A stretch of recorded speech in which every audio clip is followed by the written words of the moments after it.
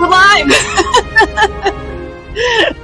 I was sending off an email really fast to somebody. A subscriber had sent me an email just recently that he wanted me to address the Airbnbs. So we're going to be talking about the fact that the median home price has gone down, which is something to be happy about finally. But we're going to talk about the median price going down, and if you're looking for a house, that doesn't mean there's more houses for sale. So we're going to be talking about that a little bit too. But I also wanted to say to everybody, happy 4th of July. I know that it's coming up this weekend. Matter of fact, I have my whole family coming in to town to go visit my mom and dad. It was supposed to be a surprise, but a family member ruined that surprise. And I'm not happy about it. Happy about that at all. But wouldn't be like me to say something to a group of a lot of people just to make myself feel better about the whole situation, But I know that many of you are traveling, and if you are traveling, I hope that you were able to get on your flights. I've heard nothing but nightmares about people getting on their flights and flights being canceled. So hopefully you're having safe travels. Throughout the show today, if you have any questions about the real estate market, make sure that you put the word question first and then the question you want to ask. But Theo out of Dallas, he didn't give me permission to share his email, but he wanted me to address the what's going on with Airbnbs. If you haven't seen, there's been a lot of news and a lot of rumblings on different social media sites saying that Airbnb businesses are having a hard time. And in some areas that this is true. They're seeing a decline of bookings. And the theory is from several people is that because of this decline in bookings that the Airbnb business is about to go kaput. There's various other things that the Airbnb sector is they have like these ridiculous fees and the hosts, and Airbnb isn't having the best publicity as of late. Its brand is a little tarnished. So we'll just say their halo is a little off the kilter. So I found this article on Vox, and it pretty much echoes exactly what I've been saying for months about Airbnbs. And it says an Airbnb collapse won't fix America's housing shortage. And the article itself, it's from Vox, like I said, it pretty much says what I've been saying is that there's a lot of people that own Airbnbs, but the amount of stock of houses that are run by Airbnbs isn't necessarily the type of homes that you would turn into something that they would sell. Most likely, if those people had them in short-term rentals, they're just going to turn them into long-term rentals because there's so many houses, like there's so many people that are looking for a house to rent anyway. The rentals, as you know, the rental market is still super hot. People are paying a lot of money for those long-term rentals. Sure, they would have made more money as an Airbnb if it was booked, but at least they'll have a steady renter in there. Most likely those people will turn them into long-term rentals instead of short-term rentals. The second thing is that a lot of Airbnbs are not necessarily something that someone would even want to live in like year round. If you go on Airbnb, you can Airbnb a barn, you can Airbnb a tiny house, you can Airbnb a yurt, you can Airbnb a glamping location. Those aren't necessarily places that anybody would want to live year round. So those specific businesses may even just fold up, but it's not going to help with the shortage of homes across the United States. If the whole Airbnb business folded up tomorrow, it would barely make a pimple worth of supply issues that we have. The supply shortage in the United States is so much larger than any of us can even imagine. It spreads from one end of the country to another. We have not built enough homes in the last 10 years, and it's not the builder's fault. They're making a business decision from what has happened in years previous with the housing collapse. There was a housing collapse in 2008. Everybody knows that and remembers it. And the builders said, if I only know that I can sell 50 houses, I may only make 56 houses. They're not going to sit on 25 houses hoping that people buy it. They're only going to build what they know they can sell. And that is just a reaction to what had happened before. So many builders went bankrupt, lost their business altogether. And the cost of building supplies now is so much higher. So when they don't feel confident that there's going to be enough buyers to build their home, to buy their homes after they've invested so much money on building materials and labor, they're not willing to foot the bill for that after they did that already. They've made that mistake before when they overbuilt before 2008 collapse. They did overbuild, way overbuild. And a lot of them lost a lot of the money. So they're not going to do it again. That's what's caused the shortage. Let's compound that fact with regulations when it comes to building a neighborhood, the amount of red tape and bureaucracy that they have to go through to have a subdivision put together is astronomical. And that is another reason why it takes so much longer to get a neighborhood built than it did before. And that is also causing some of the supply shortage. I know people are very hopeful when they see headlines that the Airbnb business is collapsing.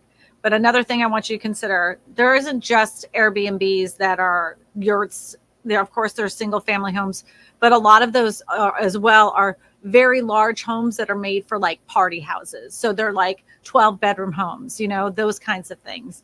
And that won't help with the supply problem here that we have here. We have plenty of very large homes on the market. There's not a shortage of large homes. It's a shortage of affordable homes. The homes that are like like you remember your grandma having that little 3-bedroom, 2-bath, those World War II type homes, after World War II type homes. We just don't have enough of those. They haven't been building them. And it's not the builder's fault because they just can't make enough money on them to make that pencil out, that work out.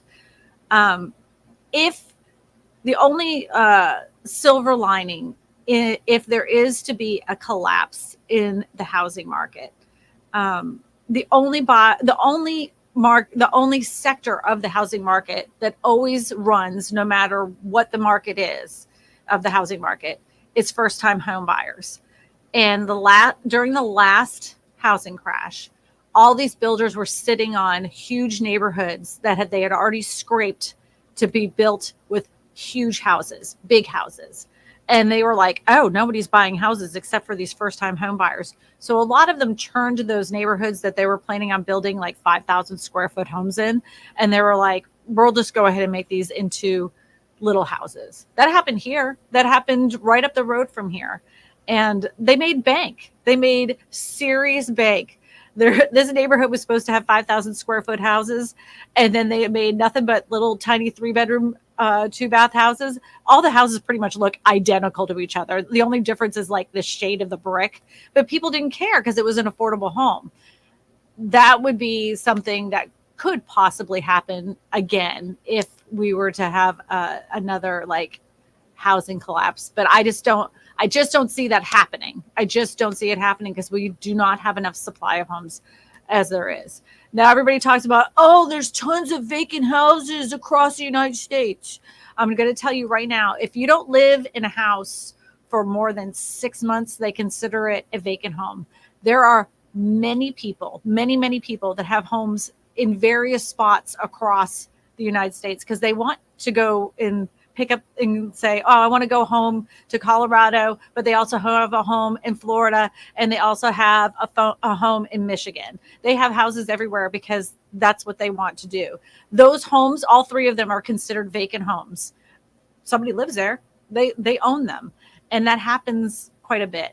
That's a difference in the people that are that corporate investors, what they do. And you'll see a lot of vacant apartments. There's like, it's crazy. You'll go into an apartment complex and you're like, why are all these units vacant? And they get a write-off, right? So if you're an investor and you said, oh, I'm having a hard time filling in these spots, like I can't get any renters in those spots.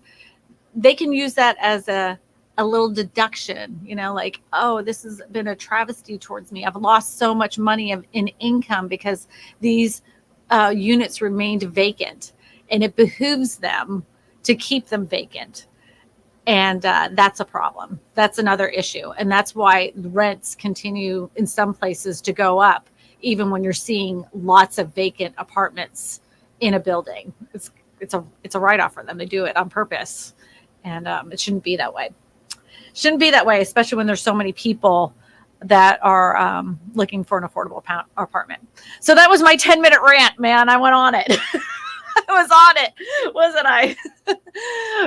But we're talking about the median price. So I want to tell you this. So the median price did come down. At the peak, it was like right over 425,000. We're now at 376,000, which is fantastic. But I want you to be cautioned with that as well. As much as it's gone down 7.6%, which is wonderful news, you have to put in consideration they're putting in every piece of single family homes together. The biggest deduction in price for homes has been the largest homes, not the first time home buyer homes. Those are still selling like hotcakes. So even though the median price, it's collective, right? The median price home has come down. It's because those higher end homes have come down. Those have been seeing the biggest price reductions. So the median overall has come down. But if you're looking for a more affordable home, you're not going to see any kind of reduction in price. Even in some of the hottest real estate markets that have seen the biggest decline, like you're talking Austin, Texas, Phoenix, Arizona, those West Coast areas. If you're in that first time home buyer or below the median price home, you're still going to be it's going to be tough. You're going to be fighting with other people to get those houses, just FYI. So as home prices fall, a whole new housing problem has just reared its head. First-time home buyers finally heard some good news. In June, home prices fell over the course of the month for the first time in 6 years, but lest home shoppers feel a little too giddy, we have a whole new problem materializing. Namely, the number of homes that have for sale has dropped. In fact, it's shrinking for the first time over a year. So I don't know if you guys saw my poll that I had done yesterday. Yeah, although there's a decline in rounds to 0 this week, marks the first time that we're seeing fewer active listings compared to a year or more than a year ago. For some reason, I can't read. Chief economist for Realtor.com, in her analysis of the data for the week ending in June 24th, it is notable that it highlights a key reason why, despite high costs, home prices have not budged very much. So there isn't that many houses for sale.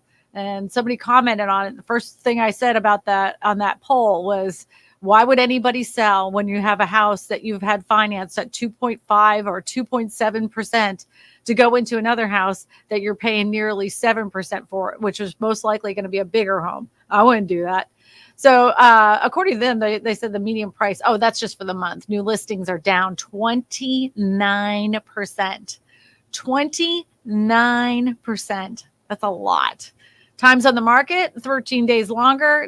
Don't look into that too much because we're still below the average. It used to be the average days on market was 45 days. I think it's now at 35 days. So we're still not even above the average.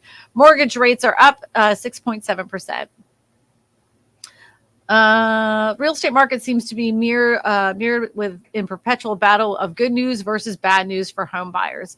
In one corner is the drop in typical home prices, which registered a 0.9 lower than last year at this time. Median home prices hit a record $449,000 in the week of June, when asking prices were at $441,000.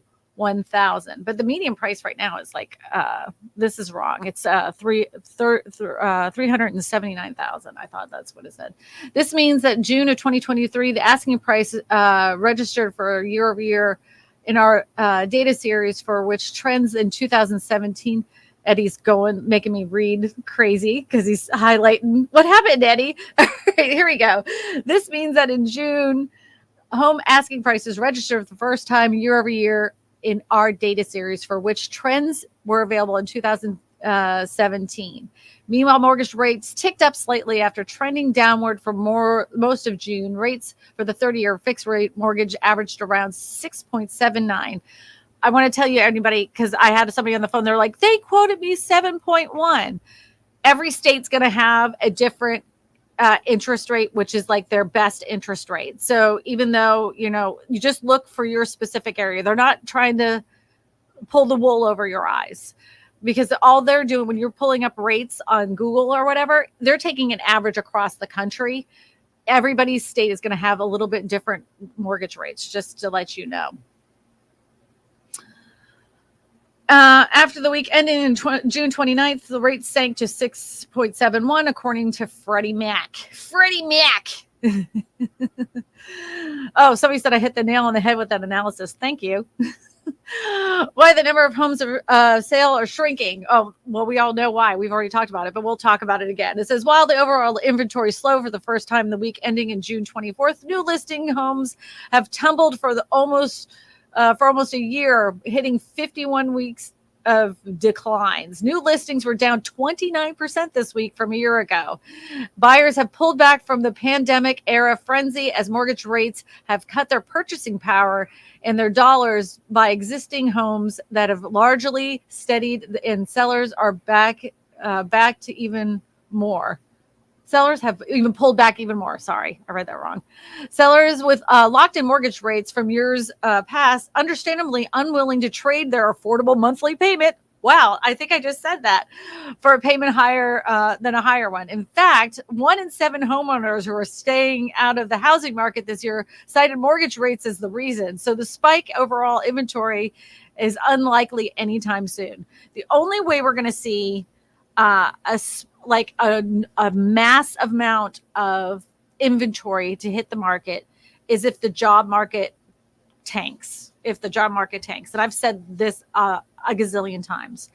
If the housing market, if someone was to lose their job, if the job market tanks and they lose their job and they're not able to pay their mortgage, it takes months, sometimes years for foreclosed properties to hit the market. And you guys know, because you watch my show all the time and you listen to me on the podcast, not only does it take months for it to get out on the open market, most likely you won't see a good portion of those foreclosed properties because they end up in institutional investors' hands first, because banks sell them in a bulk, in a mass. They're saying, here is all of this inventory, get it off of our books. The institutional investors make a deal with them and they buy the garbage and the good stuff all in one package. So, a lot of times we don't even see that. And I know that you've seen probably a recent headline about, the foreclosures have reached epic levels. And I talked about this on a live stream too. They're not at epic levels. They're not even at pre-pandemic levels. Has there been an increase in foreclosures? Absolutely. There has. No doubt about it. People had a freeze on their mortgages for nearly a year, and they were able to renegotiate their mortgages that if they couldn't pay it, there was all these safety nets for them so they wouldn't lose their home. So we're not at a foreclosure crisis yet either. So I know that you read the headlines. I read them too. And but I also work with real estate agents, and I look at from Statistica, from CoreLogic, from Adam, all these different charts, and they all say the same thing. There isn't enough foreclosures even before, there isn't even that many as there were prior to the pandemic. We're not there yet where this is going to help us with first of all affordability, and secondly of all the supply problem. All right, that was another rant. Sorry, I went off. Sorry, I went off on one, didn't I? All right. Question: what do you think is the best way to sell a house? By owner or by realtor? Well, I'm a real estate agent, so I don't know what by law if I'm supposed to say real estate agent. I will say this: a real estate agent has the experience and the knowledge of what is actually happening with home prices right now, because we have access to our MLS and it's right on data, right? Um, but I also know that to some people, to have to pay a real estate agent to advertise, to understand the market, to open the door, to take pictures and all that, it can be a real hassle, right? I understand that. I think it always benefits you to consult with a real estate agent first before you decide to jump in head first. I just got a call. It was like 2 weeks ago.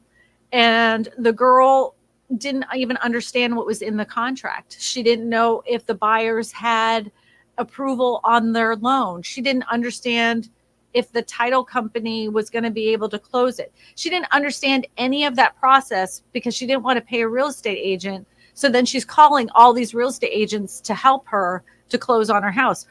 And none of us, like nobody, even myself, I couldn't really help her because I didn't know what they filled out the contract to say. Because that contract, honestly, is one of those things that can make or break you. It's very important to understand what's in that contract and the verbiage that the other agent is using to protect their buyers, right?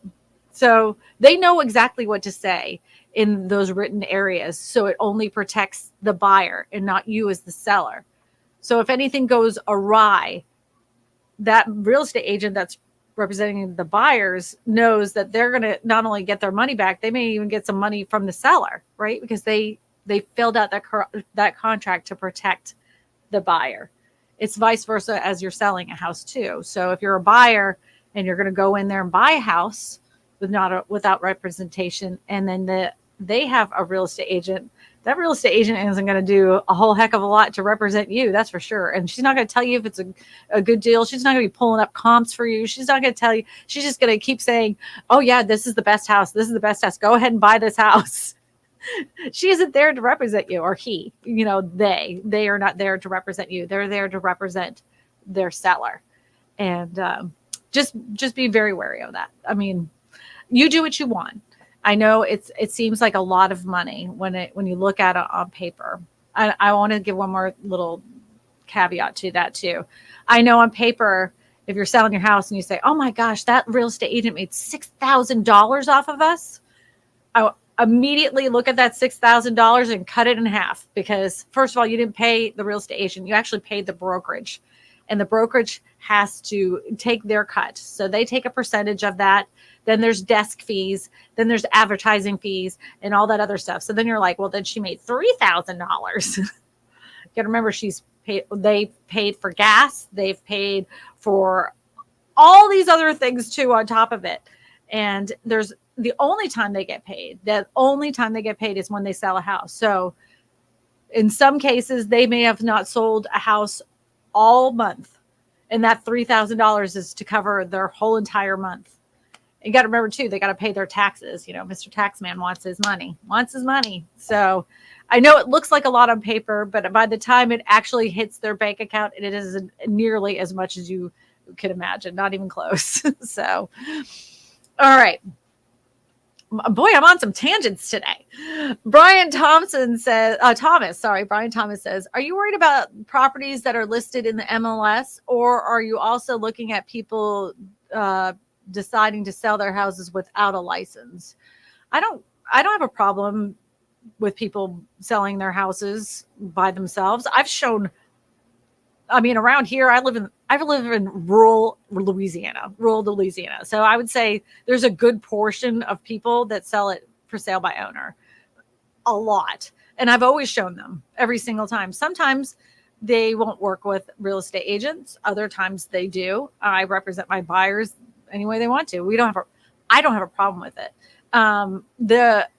If you are for sale by owner, it isn't part of the MLS, but for sale by owner websites are everywhere. And matter of fact, I think if you're for sale by owner, you can even show it on Zillow, and it gives all your information. And as a real estate agent, all we do is we call up the home buyer and a home seller and say, hey, can we show your house? this is the buyer that I have. And sometimes they say yes, and sometimes they say no. And if they say no, I always tell the buyer, they said no, they don't want me to go over there. You're more than welcome to go over there, but he's not willing to work with me as a real estate agent. And then, they make a decision from there. But yeah, I don't have a problem with anybody trying to sell their house themselves. Have at it. Have at it. All right. Let's go ahead and put up the next question, because I can see in the corner Eddie's nowhere around. I don't know what's going on. Oh, there he is. It says, question, I'm interested in a short sale property in my area. Oh, wow. Short sale.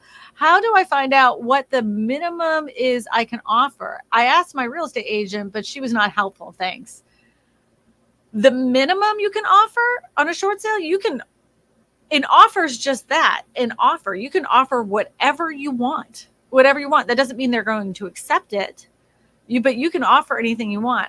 I would go, if it was me, I would go into the local tax record and just see what they bought the house for and negotiate it from there. That's what I would do.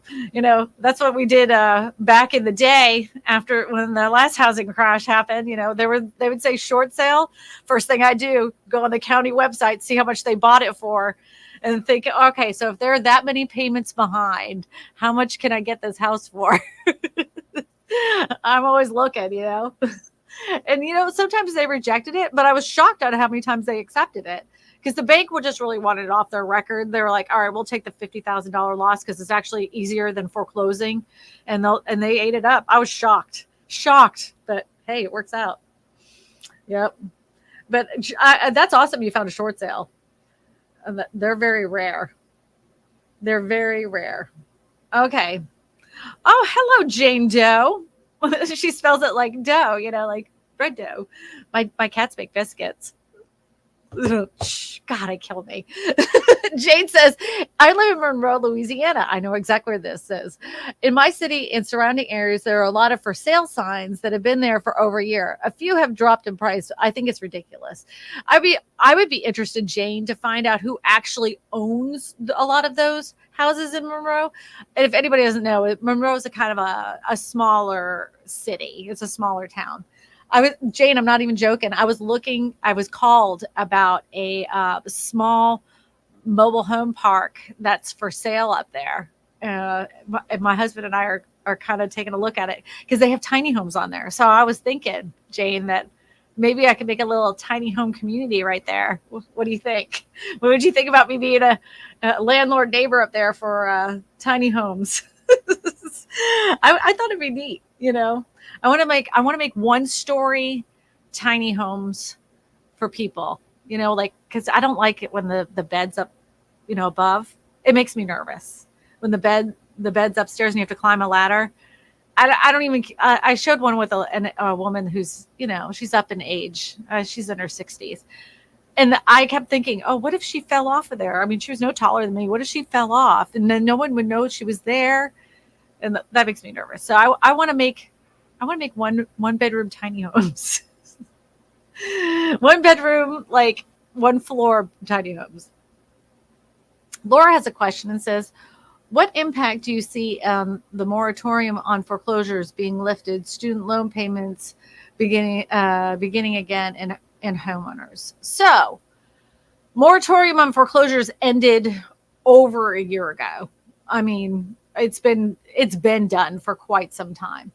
The student loan forgiveness thing, there isn't, and this is kind of depressing, there isn't that many people that are in that student loan circle that actually own a home. So I don't think that is going to cause a lot of houses. I mean, it may, but not as many as you probably think. The biggest problem I think we're going to have is if there is a collapse in the jobs market. And then people were, for a hot minute, they were talking about how AI was going to take over jobs. And in 10 years, everybody's going to lose their job because the robot machine was going to take over. I think that's something to be concerned with, but I don't necessarily think that's going to be the thing that takes over the human race. I think humans are going to take over the human race. I think we're our own worst enemy. But yeah, the student loan thing, I don't think is going to be that big of a a deal for people that own homes. I don't think that's going to cause a mass amount of homes to hit the market. That's just my opinion. Jane Doe has another question. It says, is 20% down still the standard? What is the purpose of closing costs? 20% is not the standard. You can get FHA loans. You can do as little as like 5 or 10%. Rural development loans right there in Monroe. You can get a rural development loan. You don't have to put down a penny. And you can roll in your closing costs. And closing costs cover all sorts of things. There's doc fees, there's title fees, there's like you have to prepay for your escrows, like your insurance and your taxes. So that's usually what your closing costs are. Sometimes people will buy down points of their mortgage as well. So your closing costs are always going to differ depending on the borrower and what they need. You should do it. Eddie, Jane Doe says we should go ahead and buy that mobile home park right there. And Eddie's probably giving you a round of applause. He's more talking me into it than me, because it's a 4-hour drive for me. Laura Dunlap says, what is a cumulative impact of significant increase of homeowners insurance costs and lifting of a moratorium of student loan payments on the housing market? So, Laura, I just talked about the insurance problem throughout the. This is actually especially anybody that lives on the coastline. This is a real issue. Insurance companies, the biggest insurance companies, have left some of their biggest states. Texas, Louisiana has gotten it. We got it. Our on our house, our insurance doubled. It's $1,000 more. $1,000 more on our house. Blew my mind. And not only that, Florida is seeing this problem. California. The biggest insurance carriers have left, and the only ones that will insure you are some like random, like you haven't heard of insurance company. So that doesn't really make you feel safe inside. Like, what if they're to fold up tomorrow? You're like, okay, ABC home insurance from nowhere, like just started in 2023. This is not making me feel really secure. And then other people have gotten their these letters in the mail, like my husband and I have, and it literally like says to them, hey, well, we understand you can't pay it, but we went ahead and put you on our citizens insurance, which is like a catch-all if you can't find homeowners insurance, and it's even more expensive. So at that point, when they see that and they see how much their payment is with the new adjusted insurance cost, they can't afford it, because a lot of people they have budgeted out exactly what their payment was going to be. And when you go from, $1,000 a year to $2,000 a year in less than a year for your homeowner's insurance, some people are just skating on that line of being able to afford it. So some people are forced to sell because they can't afford the homeowner's insurance. My concern is this, though. So if you get a lot of investors that, especially on these, those coastlines, they're like, hey, yeah, we'll just buy it cash and it gets destroyed. Oh, well, we're just bought it cash anyways. I think it opens the door for more investors to buy up properties, especially like in vacation spots, because the insurance is too high. And even in Florida, I think for citizens insurance, they were told that even if you're not in a flood zone, in order to get on their citizens insurance, you have to get flood insurance as well. Like, in order to get the citizens insurance, you had to get flood insurance, even though you've never flooded and you're not in a flood zone. That's like $600 a year if you're not in a flood zone, by the way. Like, it's just like all these crazy things. And if you're on that payment line and you have to cough up another $600 for the year, that could be tough for people. So Tracy Warren says, Florida, a mile from the coast, not within. Yeah, well, yeah, I get what you're saying. years ago, and I talked about this in the video, years ago, Hurricane Charlie had come through Florida. Like for the first time, like Central Florida actually had a hurricane. It was very bizarre. We had lots of trees down, and normally Central Florida never gets a hurricane. So it was wild. And right afterwards, State Farm was like, oh, with, all these natural disasters and all these hurricanes recently, we're not going to cover Florida anymore. We decided we're going to leave. The homeowners insurance company is leaving. And the governor at the time was like, yeah, about that. So if you're going to go ahead and take the homeowners insurance away from the people of Florida, you're going to take your auto insurance and any other policies you have here. You're leaving the whole entire state. You're not just leaving the stuff you make money on. And then State Farm was like, just kidding. No, sorry. No, I didn't mean that. That was an accident. I didn't mean that. Sorry. Sorry about that. I wish they would do that again, because I think that if they, because they're only pulling out of certain areas, right? They're only pulling out of certain areas. So I would say, well, if you're going to go ahead and pull out of the mile along the coastline there, just go ahead and pull out the whole entire state and take your auto policies with you too. I bet you they'd change their tune. I wish somebody else had the guts to do it, All right. Alex Davis says, would you buy a new build house in kind of a medium crime area farther away from the metro area if the price was way lower than other houses, like $150,000 and less? Would I do it? There's so many different factors. I mean, how good are the schools around there? What kind of crime is it? Is it like people breaking in cars, or is it like a homicide? Like what crime are we kind of talking about? There would be so many factors that I'd have to list out, pros and cons. If it was me, I would go ahead and make a whole entire list, and whoever you're purchasing the home with, do that same list and go into separate rooms and do that and then meet together later on in the evening and say, okay, here's my pros and cons list on why or why not I want to move to this specific area, and then have a big discussion. That's the only way to weigh that out correctly. If it's a place that is growing in crime and home prices continue to decline over the years, I don't know if that would be necessarily, I don't care how new it was. Kristina would say no. But if it's one of those things that has like little crime, like not anything that will unalive you, and the schools are awesome, and the home prices are continue to go up, then I'd be like, that would be something to look at,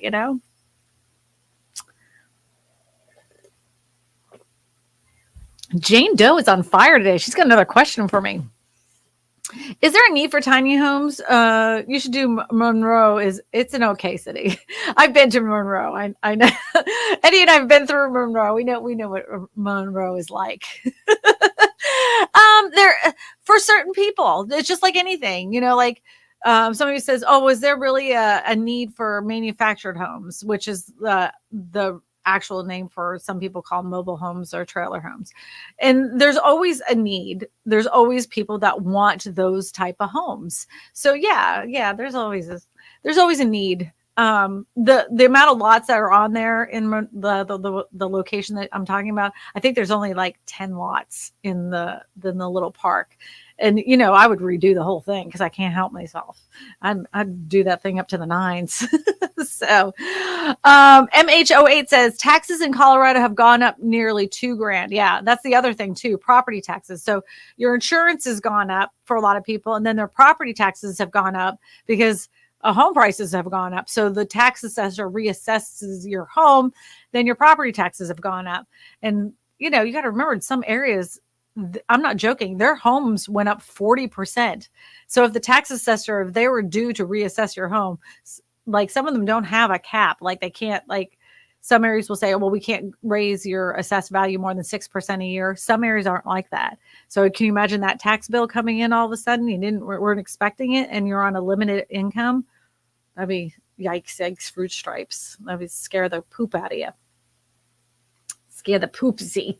If anybody's doing anything fun for the 4th of July, let me know. Because, I have to tell you, the 4th of July, as a kid, was one of my favorite holidays. I lived up in New England, and we used to go to White Horse Beach.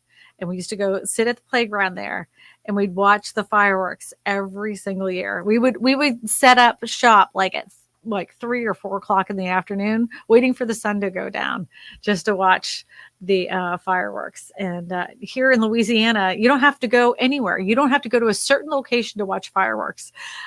For like a few years, my husband and I used to buy them, and I'm like, we don't even need to buy them.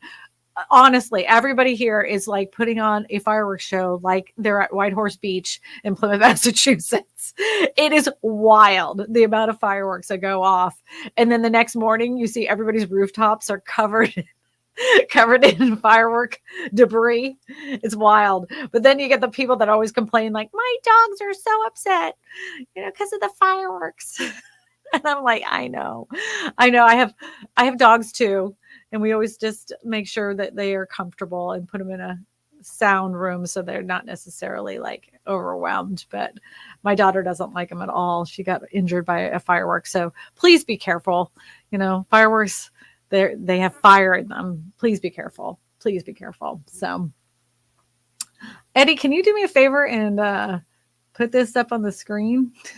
I don't know where my husband is. Here, I'm going to just go ahead and put this on the screen, because Johnny O with a $250 super chat. That is by far the biggest super chat I've had in my lifetime. Thank you so much. Happy 4th of July to you, my friend. Wow. Everybody thank Johnny. Johnny O. Wow. Thank you so much. That is awesome. Such great support to the channel. And I appreciate you coming in nearly every week just to come in and give me a little surprise. Super chat. Thank you. Oh, and even put up the super chat. Super chat. Thank you. Wow. Everybody was like, oof, look at that. Wow, Johnny O. Everybody saw your super chat come in and they're impressed. They are impressed. One day I want you to ask a question though. You always surprise me. You just drop in and just give me a little surprise, but you never ask a question. I want to answer your real estate questions. Johnny O is awesome. Yeah, thank you so much. Yeah, maybe it's like a 250 years of the United States. How many years have we been? What is it?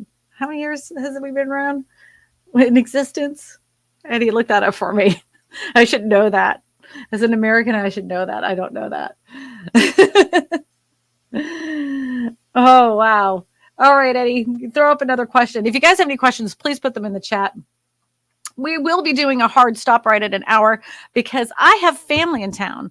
I have brothers in town. I have nieces in town. I have nephews in town. I have second generation. Their families are coming down.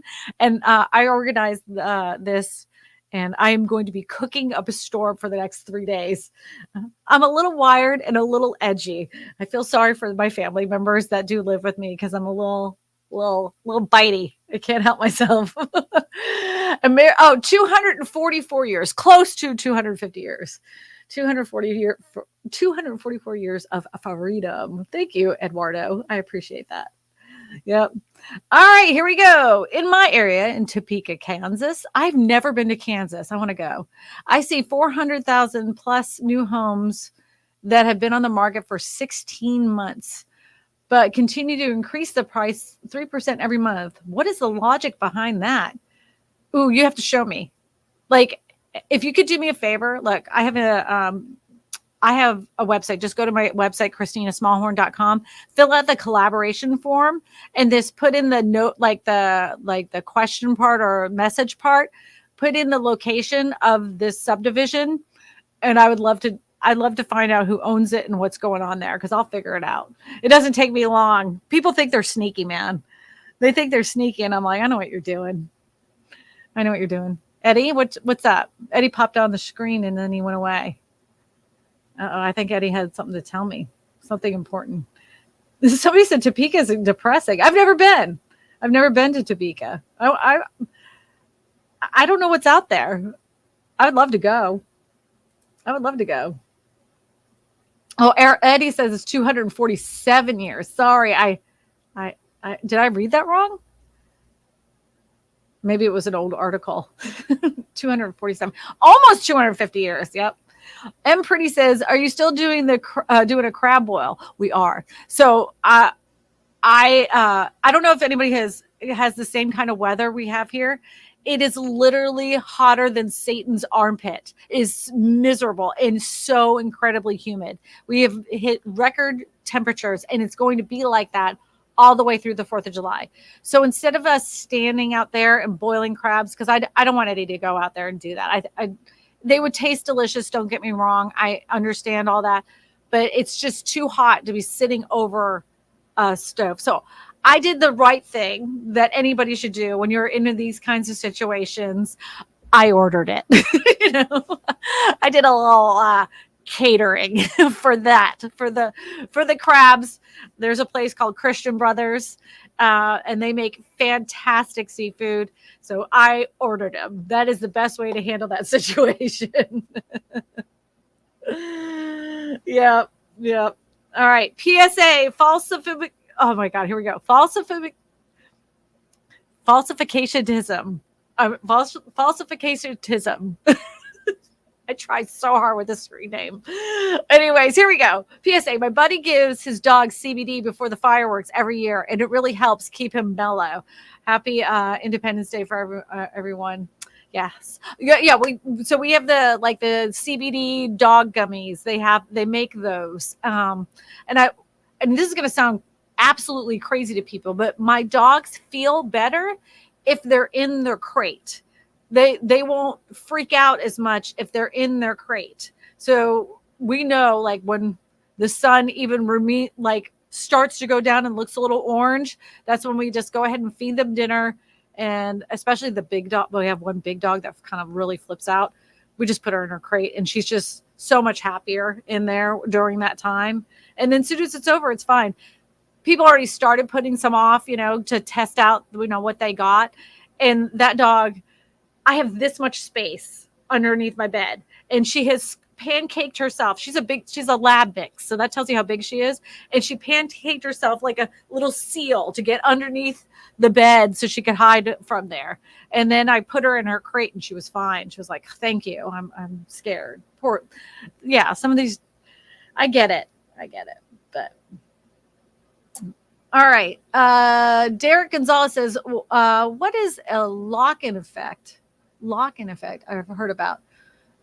When the seller immediately become a buyer in the same market, isn't it zero-sum game? So are you talking about, you mean they're locked into their mortgage rate? So like, you're locked in, meaning that if you have like a 2.75 interest rate and you have a 4-bedroom house and you really needed a 6-bedroom house, but the interest rates are nearly 7% and home prices haven't come down, you're not winning there. You're not winning. So why would you do that? That's what I would assume that they mean by locked in effect. Okay, here Eddie got the answer. Go ahead, Eddie. Go ahead and scroll down.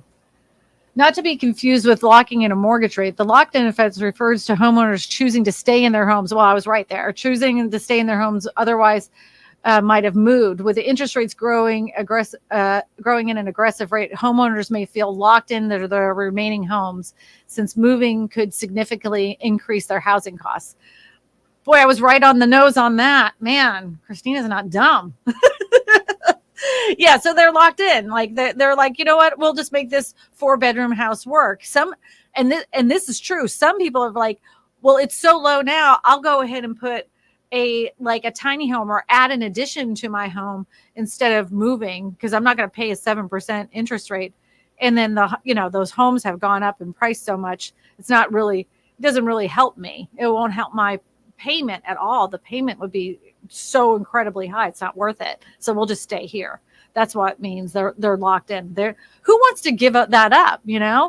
Like, who's going to give up that sweet, 2.5 interest rate? Like, unless you had to, because your company has moved you to a new location, you're stuck. You're gonna stay there. I'd stay. I would stay. I would stay. Somebody asked about those CBD gummies. I got them off the internet. What is it? Chewy. I got them off of Chewy. Byron Thomas says, tax assessors do the tax assessment rates that assessors use come from the state, federal, county, parish government levels? It's usually the county that comes around and assesses your property tax. That's who usually does it. So here in Ascension Parish, this is no joke, they go around with drones and they map it all out just to make sure you haven't added anything to your house that you didn't let anybody know about. Like you just decided to add another shop with electricity and all that stuff and didn't get it permitted. They'll still tax your rear end. They're going to find it out. They always find it up. They throw those drones up there. There's no hiding from the tax man ever. Never, ever, ever, ever. You can't hide from your taxes. You will pay. Always. You will pay. Look, everybody, here we go. Look, living in Oklahoma says, I jumped in late. Question. Do you see Nick from Reventure Consulting was a guest on CNBC? I did not. Good for him. Good on him. No, I was supposed to be on, believe it or not, this is a true story. I have the emails if anybody says I'm a lion. I was supposed to be on a cable news network talk about affordable housing. Then somebody decided to get indicted that day and my story got kicked off. And then they were going to have me come on another time. And I was very excited they were going to have me come on, but they wanted me to talk about commercial real estate. But that is not Kristina Smallhorn's wheelhouse. I know very little about the transaction of commercial sales. And as much as I would love to be on the real TV, I'm not going to sit there and fake it. So I told them, I'm like, look, I know I said yes, but you're asking me to talk about something I am ill-equipped to have a conversation about. And I'm not going to make myself or you look like an idiot. So I told them no. But that would have been nice. I wanted to be on the big TV. I wanted to show my mom and dad that I was special. Well, whatever. That's all right. We got about 9 minutes left. If anybody has any questions, go ahead and throw them up on the chat right there. And make sure you put the word question first so it's easy for the moderator, Eddie Smallhorn, my husband, to find and put it on the screen. So Dan T has a question. Is probate sales on a home worth considering? You always want to consult with the right people when it comes to probate. But yeah, you can get good deals that way and you can sell the house that way. Just talk to an expert in probate. I am not an expert in probate by any means of the imagination, but my friend Michelle Balasari out of Boca Raton, she's the one to talk to about that. That is her jam. That is her specialty. Now, anything you want to ask me about affordable housing, I'm your girl. I'm your girl. Big time. Big time. So Debbie says 8 minutes left to hard stop. You have to smash the like button yet? Oh yeah, thank you. Hey, you make sure you're gonna smash that like button. Gotta give it a little likey like. What are you guys making for the 4th of July? I want to know in the comment section below. You guys know I'm doing crabs. I'm doing also something called a pizza pie dessert that's been in my family since I've been around. I think it's 30, 40, 50 plus years. So I'm making a pizza pie dessert. I'm making a potato salad. I'm making a hummus dip, a Greek hummus dip. That's my specialty that I stole from a friend of my kids. I'm also making deviled eggs for my husband. And I'm making, what else am I making? I'm making all sorts of stuff. Boudin balls. That was it. Eddie's making those. TW says, building an ADU in mom's backyard in California is all I can afford working in Silicon Valley. And that's not uncommon. And that's what most people are doing right now. So they got that sweet, interest rate, below the 3s. And they're like, okay, we can't move, but we need some space. So what we'll do is we'll build a small house behind our house. Here in Louisiana, it's not uncommon for people to build something that looks like a workshop, but it's actually like an apartment. It's apartment house workshop. So we're seeing a lot more of those too. So something to think about. Diamond Rush Media said they need my hummus dip recipe. Just email me and I'll give you the recipe. It's super simple. Super simple. She wants to know now. Debbie wants to know what the pizza pie dessert is. So it's a yellow cake mix that I do with an egg, brown sugar, and a little bit of oil, right? And walnuts. And then you spread out the cake mix, the yellow cake mix, bake it. And it has to be in a pizza pie dish that has a lip on it, right? And then once that's done, you take Cool Whip and you spread it all over there. And then I have mandarin oranges, pineapples, bananas, strawberries, and kiwis, right? They're all chopped up to put as the ingredients for the pizza pie. But all the juice that came from all the juice that comes from those fruits is made in a saute pan with a little bit of cornstarch and a little bit of cinnamon, right? And so it makes like a glaze. And then you put all of that fruit, all the bananas and everything in that in a bowl, and then you pour it over the Cool Whip, like fake cheese, I guess you would say. You put that on top of it. It's delicious. It is so good. It's so refreshing. I highly recommend it. Yeah, it might be easier for you to start a cooking channel and post those recipes there. It probably would be. The thing is like I enjoy cooking, but there's only a few things I cook.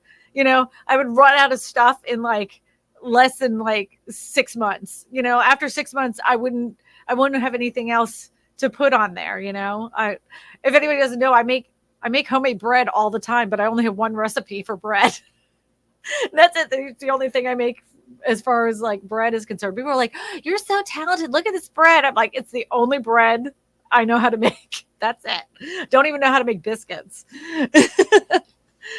How do I find the right place to start a new career? I would say flush out those ideas on Chat GPT. Tell them all. Go to Chat GPT. Tell them all your skills, all your education, and start flushing out ideas with the little chat bot. You can bounce that back and forth. I love me some chat bot. I use it all the time. S. Stewart said he smashed the like button.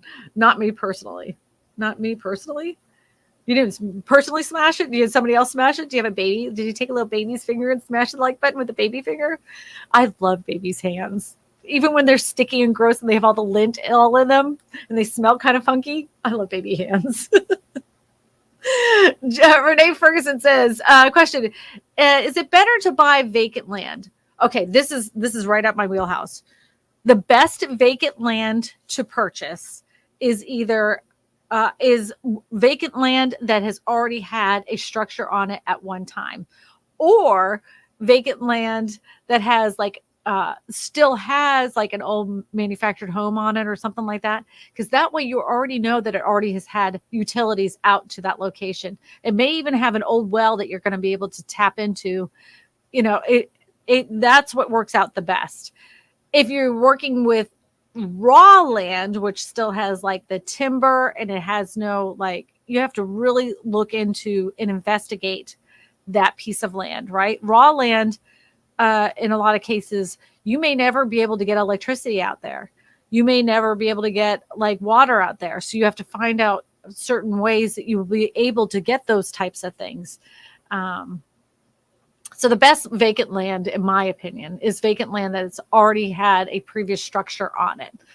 Sometimes they'll even still have the foundation, the foundation there too. Dan T with a $25 super chat. Thank you, Dan T. Thank you so much. Didn't even have a question. Just wanted to drop down $25 for me in the channel and everybody here for the 4th of July. Thank you so much. I appreciate you, Dan T. That was really, really nice of you. Really nice of you. Man, people are kind. I've said this so many times, and I will say it again. I have the best audience on YouTube. I really, honestly, these live streams, I look forward to them. They don't stress me out in the least bit. I enjoy spending time with you every single week, just shooting the poop about the real estate market. It's one of the few times, though, I have to tell you that I actually don't cuss. Very rarely do you ever hear me spit out a cuss word. But if you knew me in my personal life, I have the worst potty mouth. But it keeps me. You guys keep me honest on here on the live stream. I appreciate that. And it also allows me to invite people from real estate agents from around the country that probably would never really have ever talked to me. But, because I have this live stream and you guys coming in every single week, they're excited to come on here as well because, they get to hang out with you guys. You guys are what makes this live stream what it is. It wouldn't be anything if you guys weren't here. And I appreciate every single one of you. And I want you to be super safe, super careful, super safe this weekend. This week, with the 4th of July, I want you to have a really safe travels throughout your week. I hope you have, if you are hanging out with family, that it doesn't become too freaky, like I know how family can get, I get it. You always get that one family member that just says too much, that talks too much. I hope that's not too bad. Just make sure you feed those people a lot. If you put enough stuff in their mouth, they don't have enough time to talk. Just saying. All right, everybody, you have a great time with your family. Happy 4th of July to every single one of you. We're right at the hour mark. I told you I was giving it up because I got family in the house. I got to go feed them. I got cooking to do. So everybody, thank you so much. I know this was a different kind of live stream. I normally don't do it this way, but if you need me in the meantime, make sure you go to my website at KristinaSmallhorn.com. Make sure you fill out the pink button. Give me a little bit of grace this week because I do have family in town and I probably won't be checking my emails too much. If you need a referral, though, go ahead and fill out that referral form. Please leave your phone number so I can give you a call if you're looking for a real estate agent in your area. I'm connected with thousands across the country. Many of them are my personal friends, so I connect you with the right people. If I don't have anybody, I don't have anybody. I'll tell you that too. So anyways, yep. And if you want to catch us on the podcast, you can just find that wherever your podcasts are. So thank you so much. Happy 4th of July, everybody. So long. Farewell. Avita saying goodbye. Ooh, I should be singing that. That's not very American. Like one of my favorite songs was "God Bless America" when I was a kid. And then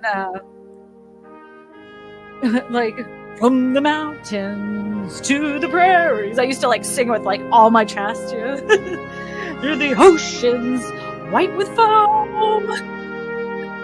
God bless. I love that as a little kid. Every time they'd be like, "What song do you want to sing, Kristina?" That one. That's the one. Happy Independence Day! Yay! Yay! I just hope we don't see any aliens like they did with Will Smith, back then. Remember that movie, Independence Day? That'd be the movie to watch with family if you're looking for it. So, all right, everybody, bye! So long!